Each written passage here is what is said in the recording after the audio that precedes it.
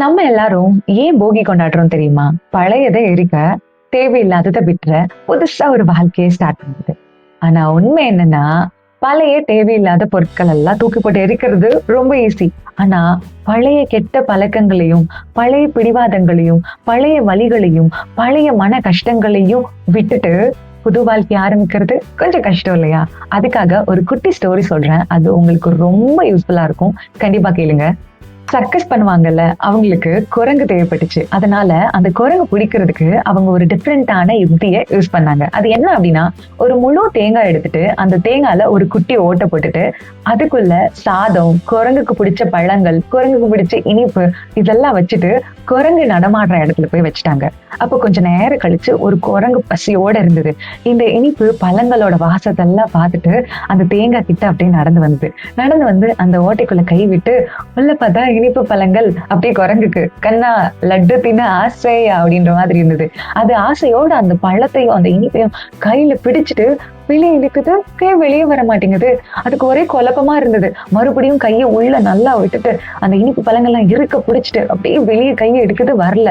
அது அப்படியே கொஞ்ச நேரத்துல கையை விட்டுட்டு வெளியே கையை எடுக்குது, கை வந்துருச்சு. அதனால அதுக்கு என்னன்னா, அது எப்படியாவது பசியில அதை சாப்பிடணும் அப்படின்றதுக்காக கையை மறுபடியும் உள்ள விட்டு அந்த பழங்களையும் அந்த இனிப்பையும் வெளியே எடுக்க ட்ரை பண்ணது, வரல.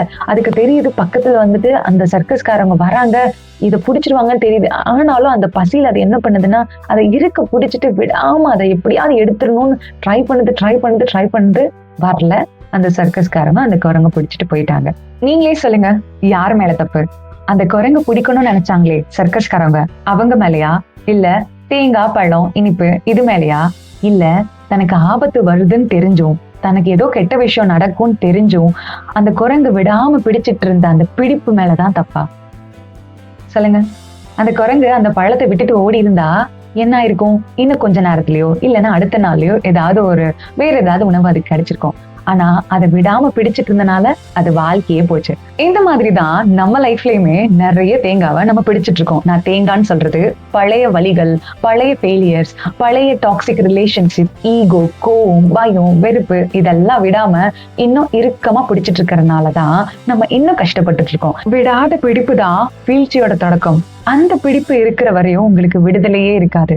இந்த போகி அன்னைக்கு உங்களை பிடிச்சிட்டு இருக்க எல்லா பிடிப்புகளையும், நீங்க பிடிச்சிட்டு இருக்க எல்லா கெட்ட பிடிப்புகளையும் விட்டுட்டு ஃப்ரெஷ்ஷா நியூ லைஃப சந்தோஷமாவும் நிம்மதியாவும் ஸ்டார்ட் பண்ணுங்க. அனைவருக்கும் இனிய பொங்கல் நல்வாழ்த்துக்கள். இந்த பொங்கல் அன்னைக்கு நம்ம எல்லாருக்கும் நன்றி சொல்ல கடமைப்பட்டிருக்கோம். ஃபர்ஸ்ட் இந்த சூரியனுக்கு நன்றி, இயற்கைக்கு நன்றி, நம்ம தட்டை சாப்பாட்டால ஃபில் பண்ற அந்த விவசாயிகளுக்கு நன்றி, அந்த விவசாயிகளுக்கு உதவுற மாடு, ஆடு, கோழி இவ எல்லா உயிரினங்களுக்கும் நன்றி. அதற்கப்புறம் நம்மளுடைய சுற்றார், நம்மளுடைய நண்பர்கள், நம்ம எல்லாருக்குமே, நம்ம வாழ்க்கையை முன்னேற்ற ஹெல்ப் பண்ற எல்லாருக்குமே நன்றி. இந்த வீடியோ பார்த்துட்டு என்ன சப்போர்ட் பண்ற உங்களுக்கும் நன்றி. இனிய பொங்கல் நல்வாழ்த்துக்கள். ஃப்ரெஷ்ஷா சூப்பரா ஸ்டார்ட் பண்ணுங்க உங்களோட லைஃப இந்த பொங்கல்ல இருந்து. பாய்.